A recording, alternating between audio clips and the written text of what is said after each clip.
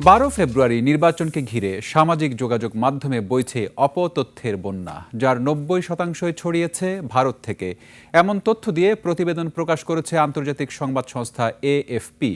বিশ্লেষকরা বলছেন, নির্বাচনী মাঠের অন্যতম প্রধান দাবিদার বিএনপি ও জামায়াতে ইসলামীকে নিয়ে করা এসব ভুয়া ভিডিও জনমনে বিভ্রান্তি সৃষ্টি করছে।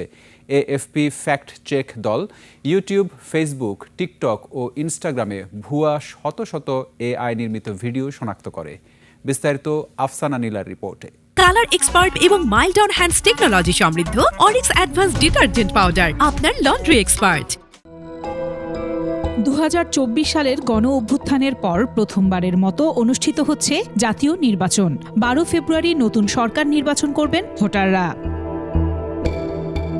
তবে সংগঠিত অপতথ্যের ছড়াছড়িতে ভোটার প্রভাবিত হওয়ায় ঝুঁকি তৈরি হয়েছে বলে সতর্ক করেছেন বিশ্লেষকরা।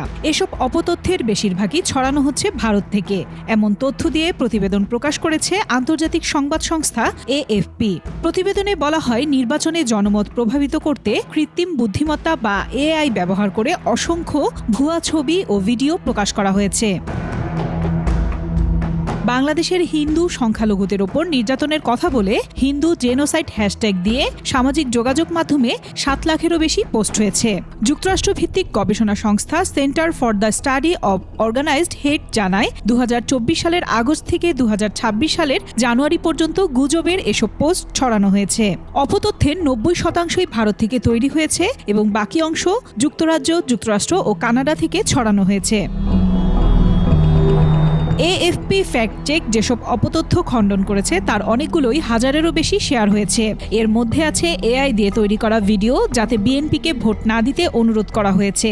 কোনোটিতে হিন্দু নারী দেশ থেকে বের করে দেবে এই ভয়ে জামাতে ইসলামীকে ভোট দিতে বলছেন। আইপিএল খেলা নিয়েও ভুয়া কন্টেন্ট ছড়ানো হয়েছে। এদিকে বাংলাদেশ নির্বাচন কমিশন এই বিপুল অপতথ্য মোকাবিলায় মেটার সঙ্গে মিলে একটি বিশেষ মনিটরিং ইউনিট গঠন করেছে। সরকারি পরিসংখ্যান অনুযায়ী শহরের 80% বেশি পরিবারের কাছে অন্তত একটি স্মার্টফোন রয়েছে। গ্রামাঞ্চলেও এর হার কম নয়। এআই দিয়ে তৈরি ভুয়া দৃশ্য ও ভিডিও ভোটারদের বিভ্রান্ত করছে বলে মনে করছেন বিশেষজ্ঞরা। আফসানা নীলা, ডেস্ক রিপোর্ট, 21 টেলিভিশন।